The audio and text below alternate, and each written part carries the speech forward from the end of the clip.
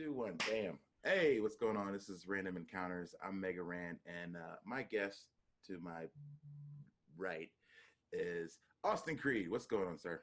I'm good. My hair's a mess right now. I thought I was okay. Now I'm looking at it on the camera. I must throw my hood up or something. My bad. I didn't. No, it's me. I didn't give you time. I didn't warn you that we were going. Now you got to get dressed for like meetings. This is a crazy world. Hey, is that a velvet hat? It is. My God, it looks incredible. That you can see that through this is pretty cool. Yeah, this is a shop out here called Trill. They make really dope stuff.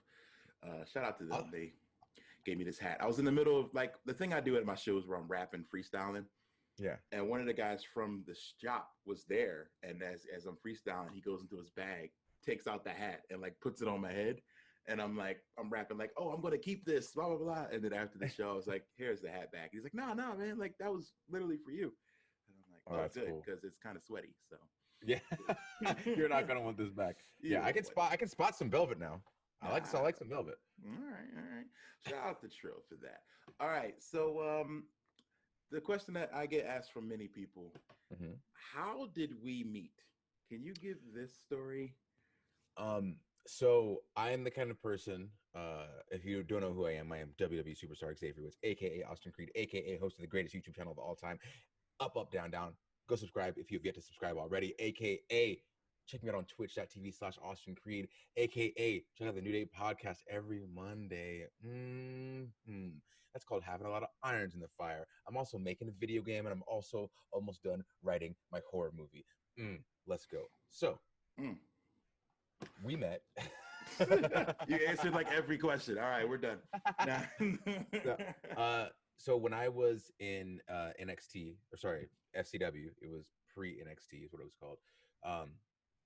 So I was getting the opportunity to start wrestling, and they're like, oh, theme music, what do you want? Because we have a bunch of generic things. And I was like, oh, well, if you have like a database, I would love to look through it. And so I was just trying to find something that fit me, because everything was like super generic wrestler A entrance music. It was like the 30 entrance themes you would find in like a wrestling game for your creative wrestler. And I hate that, because like the songs are good, but there's no like build to them. There's no intro that anybody cares about. And it's like, well, it just kind of sucks, because I feel like music really goes with creating the vibe of who you are and how you want to be perceived. And so I think I came across Looking Up. And I was a babyface at the time, and so I was like, oh, this song is incredible. And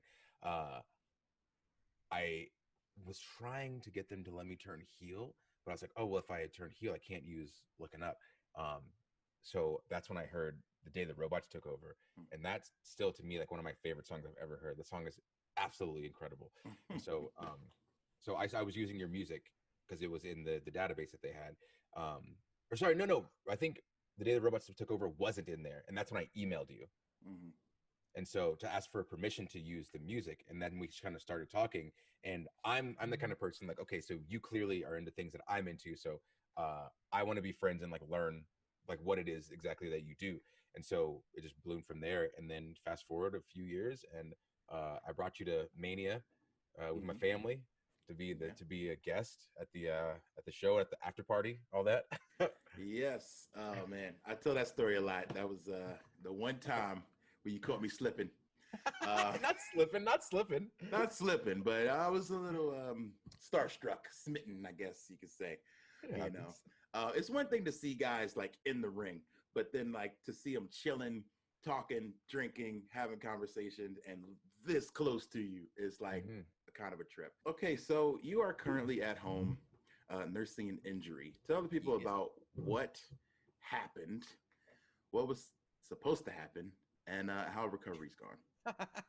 Well, I tore my Achilles. I was not supposed to tear my Achilles, and that's pretty much that. Okay. How did it go? Like, I mean, walk us through the thing that happened that caused this. So we were in Australia.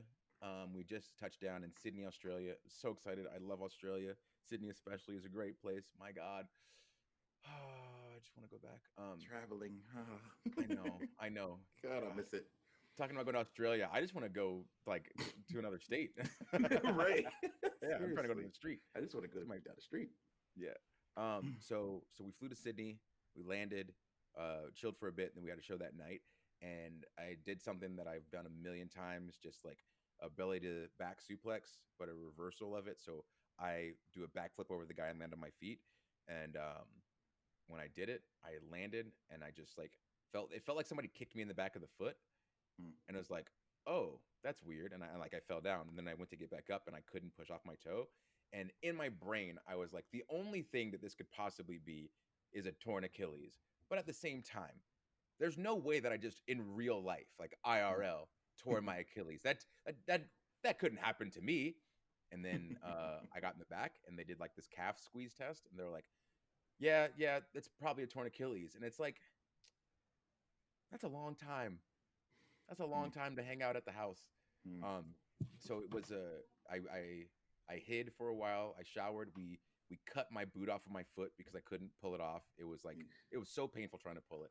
Luckily, there wasn't pain from the tear because my adrenaline was still going. Once that wore off, it did not feel good.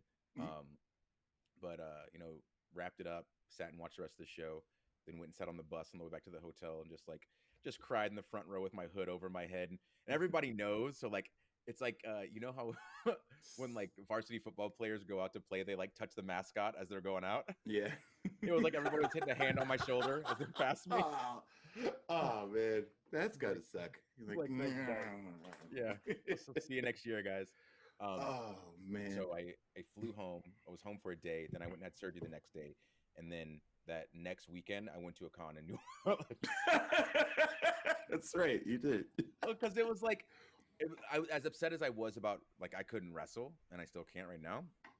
The thing that was awesome was all of the gaming stuff and cons and all that stuff that I had like been pitched that I was like, I can't. I'm going to be in Australia, or I'm going to be in Alaska, or I'm going to be in Mexico, like because I'm wrestling. It's my job. Mm-hmm.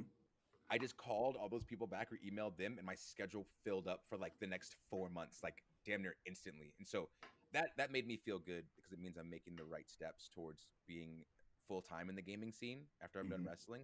And that's always a fear, like what's next. And so that's kind of why I've always been building my gaming stuff. But and then it just kind of turned into, okay, so I can't, like, I couldn't walk, I couldn't run. I was just wheeling myself around on my cart.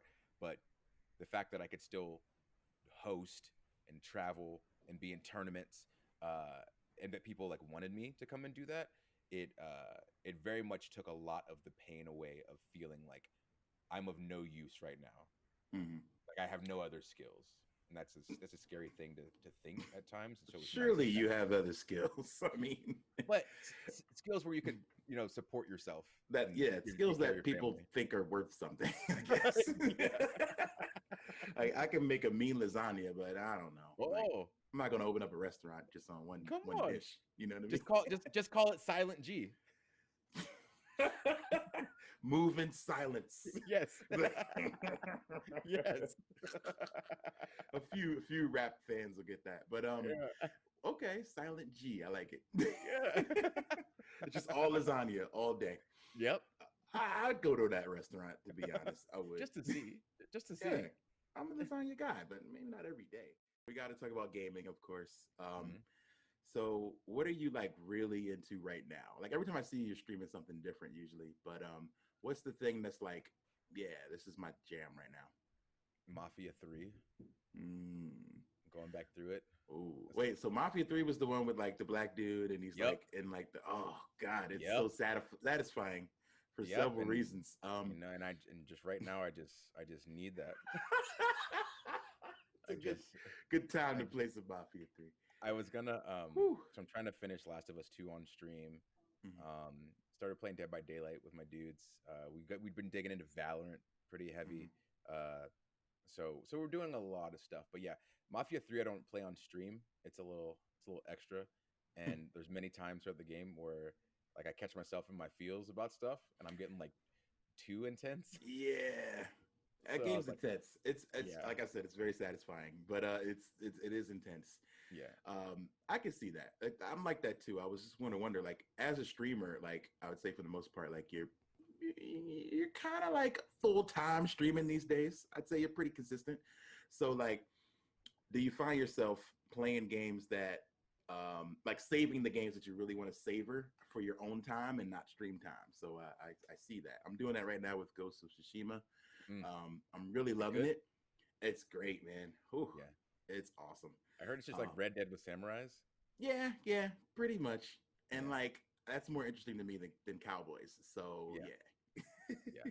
Does it take you 10 years to ride to another town on your horse?